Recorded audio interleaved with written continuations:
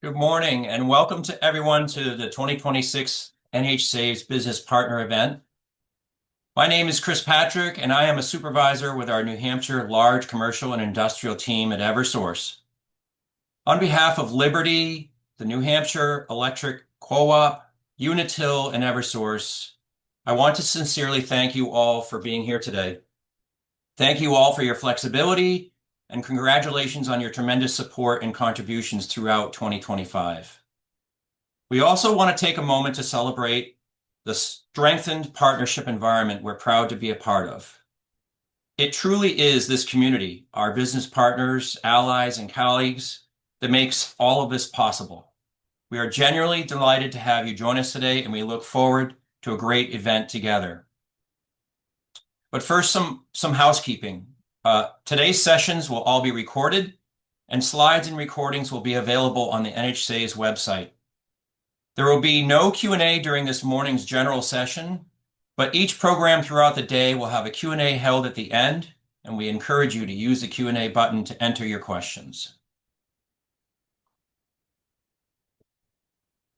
At a high level, the biggest benefit of a 3-year energy efficiency plan is stability. It gives customers, trade allies, and program teams confidence that incentives, rules, and funding aren't changing year to year. That stability allows everyone to plan and invest more deliberately. Second, it gives us a runway. Many of the projects we work on, especially in large C&I and municipal space, simply don't fit into a single-year cycle. Having a second year and third year allows us to develop, design, and phase projects in a way that leads to better outcomes. From a value perspective, a multi-year plan lets us deploy resources more efficiently, focus on high-impact projects, and ultimately deliver stronger cost effectiveness and long-term savings for customers and ratepayers. And finally, confidence.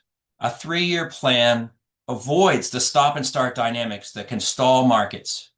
It sends a clear signal that energy efficiency is a dependable resource in New Hampshire, one our customers and partners can count on. As of January 1st, we're officially 2/3 of the way through our filed 3-year plan. And today I want to challenge you all to use this momentum we've developed over the past 2 years to go even farther with and for our mutual customers. In short, a 3-year plan gives us the time, flexibility, and certainty needed to do better work together. Let's take another look again at the highlights of the plan. $675 million in savings for our customers. Energy efficiency dollars are leveraged and create $2.27 in benefits for every dollar spent. I can tell you from experience that as we use the momentum we've created in the last 2 years, this leveraging is likely to go up over time. The work that you do over the 3-year plan period will be the equivalent of 42.5 megawatts of summer peak savings when we need it the most, and while we're at it, 2 million tons of greenhouse gas emissions reductions. The next slide was pulled directly from a presentation on the plan to the regulators. Put in terms that we all work with every day, this plan represents 2.6 million megawatt hours in lifetime savings. It is a substantial budget collectively of $215 million over the term. And we deliver savings electrically at 8.3 cents per kWh. This makes energy efficiency the first fuel. It is still more cost effective than most other capacity additions to the grid. And for natural gas, the savings are 6.45 million MMBTUs, plus a $39 million investment at a cost of $6.02 per lifetime MMBTU. Now I want to take a moment to briefly review the different ways you can work within the programs that best suits the needs of your business and your customers. It starts with finding eligible customers in the NHSaves commercial programs, which are any business customers on a non-residential rate. Rate classifications descriptions may vary between utilities, but any non-residential account may participate in our programs. This includes nonprofits and municipalities. Essentially, all municipalities are businesses for the purposes of the NHSaves commercial programs. Municipalities include local, county, and state government buildings. This includes police departments, fire departments, town city halls, public schools, libraries, wastewater facilities, etc.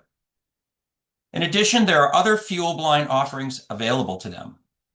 Municipal accounts and municipal electric territories are independent town-run utilities that do not pay into the system's benefit charge that fund these programs. There are 5 municipal electric territories. They're Ashland, Littleton, New Hampton, Wolfboro, and Woodsville. The only municipal buildings within those municipal electric territories are able to participate in the NHSaves program.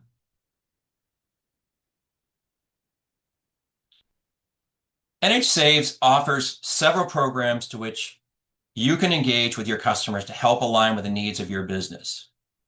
Some of the ways include Instant Midstream Program, the Direct Install Turnkey Program, the Prescriptive Application Program, the Custom Application Program, and the Whole Building Performance Pathway, as well as technical assistance.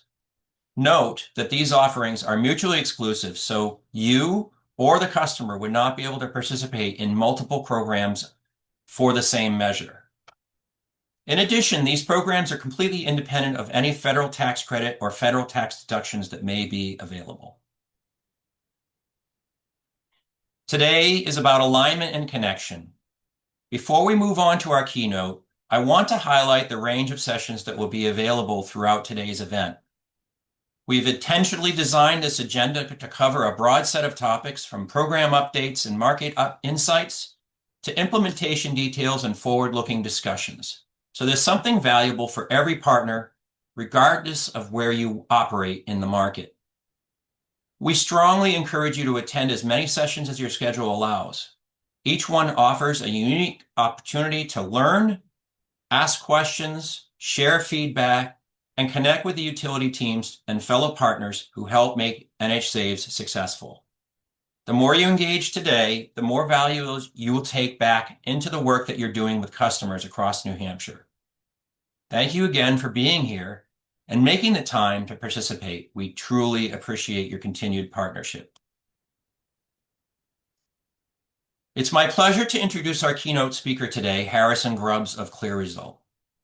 Harrison brings nearly 20 years of experience supporting utilities and delivery energy efficiency programs across North America, with much of his career rooted right here in the Northeast.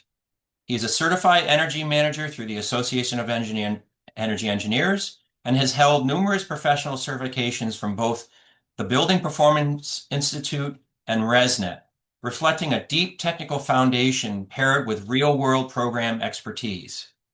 Today, Harrison serves as Vice President of ClearResult Consulting, where he is focused on driving growth in emerging sectors and helping shape the future of energy efficiency programs nationwide.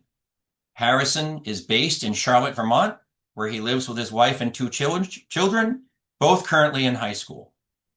We're grateful to have him with us today and excited to benefit from his perspective and experience. Please join me in welcoming Harrison Grubbs. Thanks, Chris. Really appreciate that, and thanks to everyone who joined today to kick off this exciting day and to really kick off this partnership with NHSaves. So go ahead to the next slide, Chris. I'm going to start today with just a little story that I think is going to tie some of these themes together. Some of you may have heard this story in the past, but it starts with a question, and the question is, does anyone know the distance between 2 tracks on the railroad? And some of you, if we were in person, I may see a few hands go up, but I'll go ahead and tell you. The distance between 2 tracks on a railroad is 4 feet, 8.5 inches. Huh. Some of you might be thinking, why isn't it 4.5? Why isn't it 5 feet? That seems like an odd number. Well, the reason it's 4 feet, 8.5 inches is because the design of the rail stemmed from its predecessor, which were rail cars. Rail cars possess that same width between their tracks, and therefore that spurred the continuity with the rail system. Prior to the streetcars, we had horse-drawn carriages going through the streets of London, delivering coal to families, also using that same wheelbase. So you start to go back and back in history, and we find out, and I'm sure some of this is part legend and some of this is part fact, but you find out that going back to ancient Rome, when everything was done via horse-drawn carriage, that the designers of those carriages designed the wheelbase to align perfectly to be centered with the rears of the two horses that are pulling the carriage.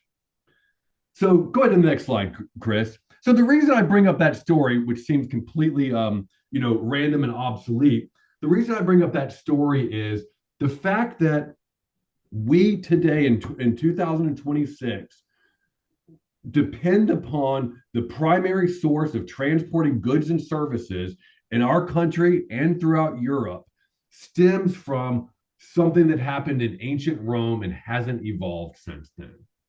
And the reason I bring that up is I think there are a lot of parallels with that example in the rail system and the energy infrastructure in the U.S. So I'm going to talk today about things that are changing and why I believe 2026 is going to be a critical year to all of us in this virtual room who are operating in these programs. So as many of you know, New Hampshire, along with my state of Vermont and many other states in the Northeast, rank as some of the highest electricity rates for commercial customers in the United States. Now, not sure if everyone knew that actually within New Hampshire, C&I, commercial industrial facilities, account for over 50% of energy usage. And what do we see happening these days? What's going on, not just in New Hampshire, but in the region? We're continuing to see growth in the EV market. We're continuing to see different ways of generating energy, whether that's wind is in the picture, solar, other experimental ways. And then we're seeing data centers, right? A lot of us are using AI on a regular basis, and AI is powered by these data centers. I share this because I do believe that 2026 is going to be a critical year of change, driven by those three things primarily, that are going to require us to change how we think about energy, how we use energy, and how we engage with our customers about energy. And as Chris mentioned, it's also a critical year because this year is the planning year for the next 27 to 29 3-year plan. So all of these factors, all of these changes, all of these experiences that happen in 2026 are really going to set the stage and govern what that next 3-year plan looks like. Right. Next slide, please, Chris. So what are a couple of those things that are really driving it? So if you look at that chart on the right, you can see that there are 3 different models there showing the trends. And this is just focused on electricity. We'll talk a little bit about gas and delivered fuels later. But just from an electricity perspective, you'll see varying levels of extreme steepness. A lot of experts are saying, as we continue to grow and see the growth of data centers and EVs, that line could get even steeper than what we see here. But it's because there is a trend of electrification, regardless of whether there are programmatic incentives around electrification. We're still seeing the growth of the EV market. We're still seeing people opting for heat pumps as a preferred way of heating and cooling.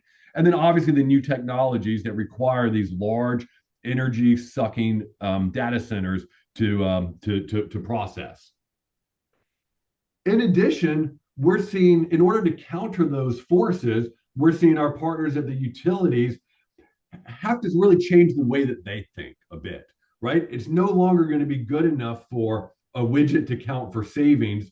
It's going to actually be much more focused on exactly how predictable that savings will be. When will that savings happen? How can we measure it? How can we predict it? And how can we properly deploy to meet that supply and demand balance through the course of providing service to all of our customers? So that's where the partners who are on this call really come in, that your role is shifting to gradually become more of a true grid resource. And I think you're going to feel those changes in how the programs are designed and how the programs are operated in the course of that next plan. And then all that's to be said, commercial buildings are also changing at the same time, right? A lot of us are dependent upon the operation of commercial buildings, still relying on individuals, right? We need to ensure that those individuals are operating commercial buildings in the most appropriate, most efficient ways. We see a lot of buildings that do have incredibly high tech and incredibly sophisticated controls and building automation installed.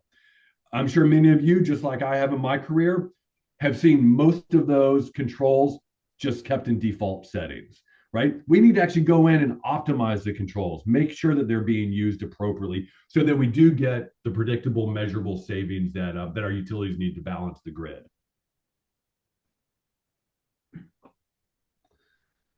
So how are those trends going to actually inform this next 3-year plan and what the utility programs look like going forward? Obviously, there's going to be a much greater connection I expect you'll feel between the work that you do and the planning work that the utilities do, and making sure that there is that intersection where everything you do is taken into account, is quantified, is valued appropriately as a true grid resource. I think we're going to need to put a lot more emphasis on systems and controls. Like I said, systems and controls are only as good as they're programmed and as they're managed by the building operators. And time again, we see buildings not getting the true value, not getting the true benefit of having a really optimized system. And if the buildings aren't getting the benefit, that means our utility clients are not getting the benefit either. And really exploring, the day of low-hanging fruit is gone, right? Many of us have lived through the time of where lighting upgrades can change everything, right? We're moving beyond that. We need to really focus on deeper projects, getting deeper savings, getting more dynamic, more types of savings. And through doing that, we need to be able to offer you, our business partners, the appropriate technical assistance, appropriate technical guidance to make sure that we can get there. Now, by doing these things, it is going to benefit the utility. It's going to benefit every ratepayer within New Hampshire, because we're going to provide a greater reliability of savings. We're going to provide savings that utilities can count on, that they can trust, and that they'll be able to factor into their planning. If we can get more impact per project, we're going to leave with happier customers who feel that they've gotten better long-term value, more effective use of ratepayer dollars in the state of New Hampshire, and a much easier work for you all by engaging with these customers in a deeper, much more strategic way than perhaps we've been accustomed to engaging with them. So I think the takeaway from this slide, and you want to think about the trends, the takeaway that I really see here is that shift where it's no longer about just installing a piece of equipment and slapping some savings values to it. It's really about understanding at a deeper level how that system will work over time, how we can make that system more dynamic to provide more benefit to the grid and to the utilities as part of these programs. So what does that mean for everyone in the audience, right? What can you do to ensure success? Chris made a great point during his opening. One of the great things about these programs is that they are part of a 3-year plan, which gives that confidence and that stability and that consistency to all of our business partners. So we want to make sure we can continue to do that and ensure you have that opportunity. And I think that one of the takeaways I want you to have from this is that while I'm talking about things changing, I do truly believe that those changes represent opportunities for everyone in this virtual room. So in order to continue that success, in order for you all to continue to evolve into this changing environment and these changing needs, we're going to focus a lot on strong project execution. I think I saw some of the sessions later today are going to talk about that, right? Making sure that the results that we deliver are aligned with standards and that they will deliver the performance over time that we expect these improvements to deliver. That's going to allow utilities to have better planning, better engagement, and again, provide more reliable, dependable service to customers in New Hampshire. Some of that is going to be dynamic. No matter how well, and how concrete a plan rolls out, there's always going to be opportunity to improve, to adapt, to be nimble. And we're going to ask that you continue to remain really engaged with your counterparts within the utilities, with those program teams, sharing feedback, sharing challenges to make sure that we're continuing to evolve, we're continuing to shape these programs in a way that benefit the customers, our business partners, as well as the utilities. And then I think the other shift I'm going to anticipate seeing is how we actually engage with our customers. Right, having worked in many of these programs and similar programs for 20 years now, there's for a long time there's been kind of what I call a one and done mindset. Right, you go in, swap out a piece of equipment, one for one, and you move on to the next job. We're going to want to see more strategic conversations with these customers, setting them up for a better, longer term future where they're going to be happier, they're going to be more comfortable, they're going to get better value from their energy dollars, they're going to get better value from their incentives. So thinking about engaging with customers in a way that aren't just a one-on-one event, but a long-term strategic partnership where you are that partner guiding them on a more comprehensive energy journey over time. So let me just wrap up a couple of these, a couple of these thoughts to drill a few points home. You don't mind going to the next slide, Chris? So number one, yes, programs are evolving, right? You're going to see minor tweaks continue within this 3-year plan, and certainly as we look towards that next year plan, we're going to continue to see the evolution of programs. And I'm going to argue that's a good thing, right? We don't want to fall into the same trap of the railway companies that are still doing things with lessons they learned in ancient Rome. We want to incorporate new best practices. We want to incorporate best-in-class technology and solutions. So programs are evolving.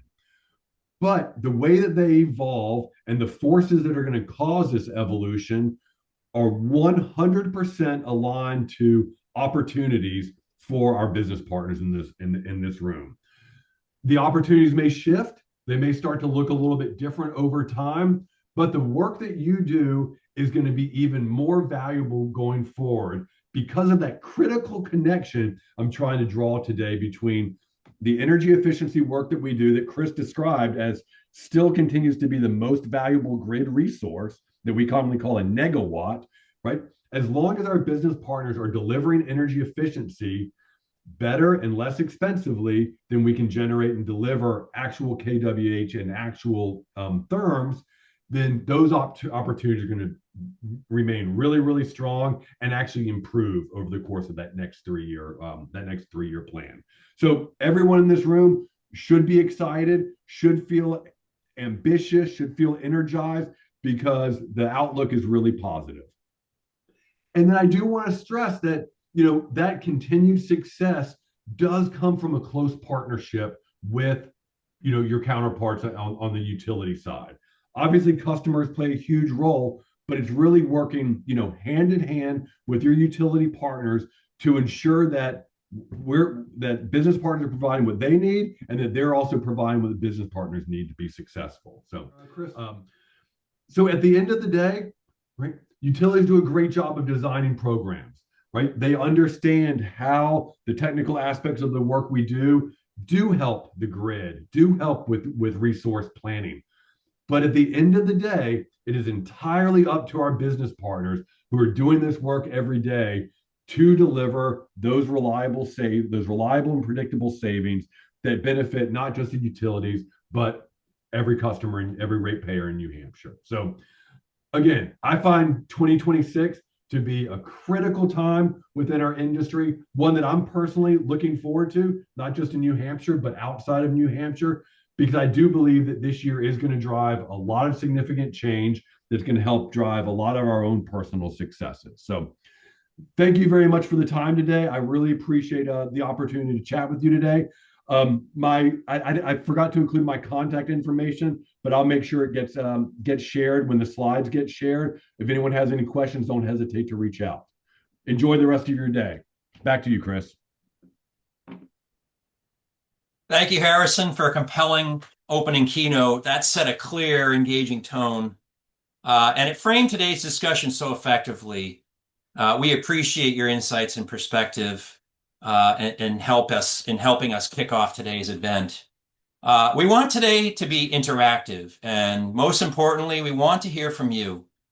Your feedback is incredibly valuable to us, so as we move through today's sessions, please don't hesitate to click the Q&A icon in your sessions and share your questions. We will be answering them as we go. We appreciate your engagement and participation, and enjoy today's sessions and have a great day.